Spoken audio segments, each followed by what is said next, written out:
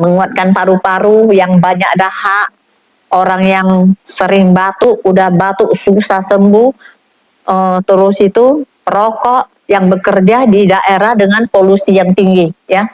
Untuk yang batuk ya, ini tidak ada efek samping ya, dari sini tidak ada efek samping. Gini aja 3 macam. Boleh ditambah buah pir ya. Kasih gula batu juga boleh ya teman-teman ya. Bila anak-anaknya suka yang ada sedikit rasa manis, gula batu ya dikasih ya. Nah, ini yang untuk di tim ya, 3 macam. Ini boleh seminggu 2 kali untuk menjaga kesehatan paru ya. Jadi ini tetap untuk segala usia. Semua usia ya, semua usia. Walaupun untuk lagi bukmil ya, lagi hamil juga boleh ya. Kalau mau membantu menguatkan paru-paru si adik bayi ya, calon adik bayi ya.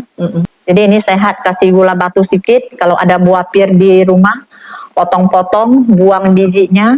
Satu buah pir dibuat 12 potong ya.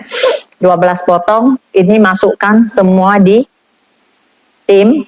Bagi yang suka mau makan juga boleh, silakan makan ya, silakan makan. Semua bisa dimakan, nggak ada yang terbuang di sini, nggak ada ruginya ya.